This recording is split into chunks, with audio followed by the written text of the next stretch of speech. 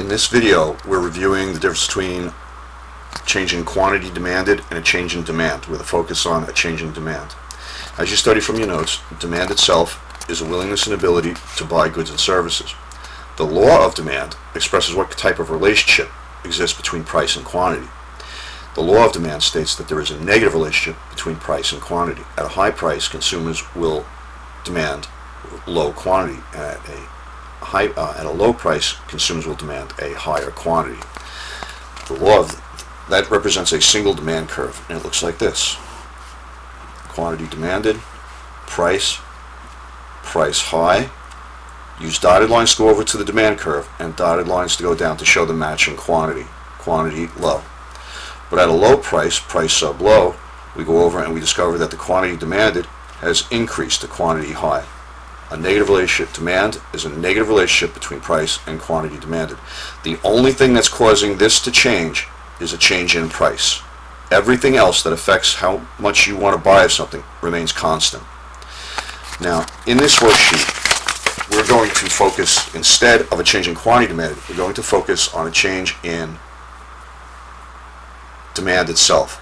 When the demand line changes, the price has stopped being the predictor of the quantity you will purchase, and so as a result, the line shifts. So a change in demand is, let's say price is constant, but there's something else that's changing. An increase in demand would cause you at the same price to demand a higher quantity. Now you sublabel these. This line has shifted this way. If there's an impact that it is not price but causes you to want to buy less of something, the demand curve shifts to the left and the quantity there falls. Demand sub 3. So it's not price that's changing, it's something else that affects how much quantity of a product you want to buy. To remember this easily, I've created an acronym to help you remember it, and the acronym is NIGHTS. These are in your notes. Number of consumers. The more consumers at any price, more will be sold. Fewer consumers, less. Income. Now, income affects this three ways. There is a normal good, an inferior good, and a neutral good.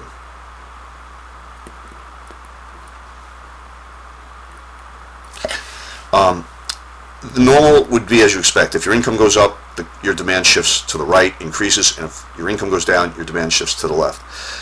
Inferior goods, though, are the opposite. When your income goes down, you'll buy more of that. So, for example, oftentimes people eat more pasta. When their income goes down, it stretches the other food items more. And when their income goes up, they'll consume less pasta and more meat and vegetables, for example. Used cars could be considered an inferior good. When you have more money, you'll buy a new car, so the demand for used cars goes down. But when your income takes a beating, you will demand less new cars and demand more used cars. All right. Tastes. This is your preferences, tastes and preferences for the good. Expectations about future income and prices. Substitutes and complements. Substitutes are goods that are used instead of a product, and complements are goods that are used together with it. And these are all in your notes. So now, this is going to be describing the market for beef. In our first example, it says the price of beef is expected to rise next month in June. It's May right now.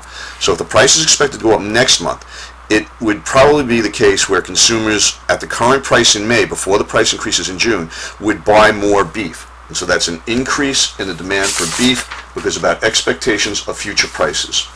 So this would be demand is increasing, and since we're starting at C, an increase would be from C to D. Now we're at curve D.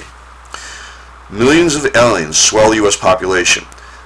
An increase in the number of consumers would cause the demand for beef to rise from D to E.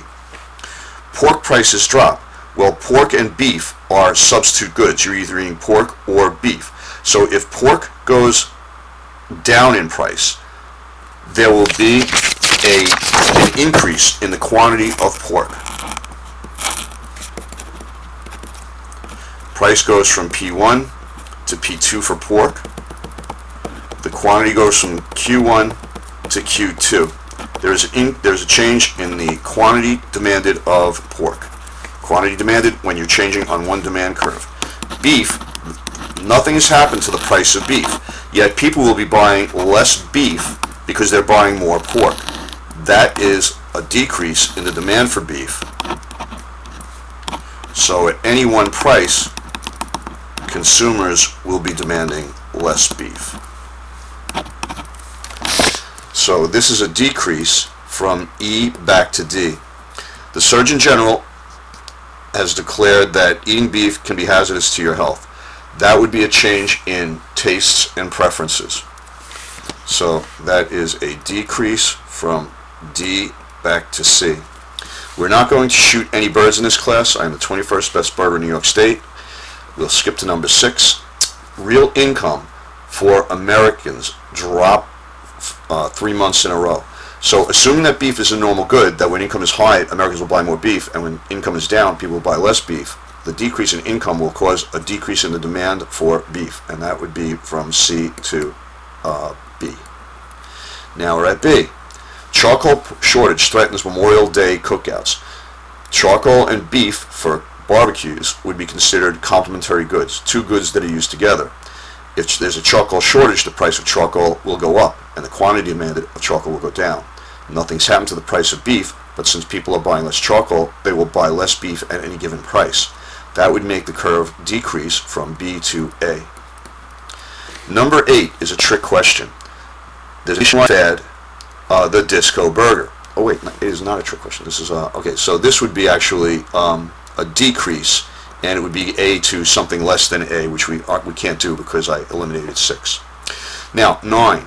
Let's say the price of beef increased now.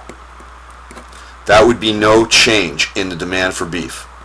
That's because this is a change in quantity demanded. You'd be riding on one demand curve from a low price to a high price, and so the quantity would fall.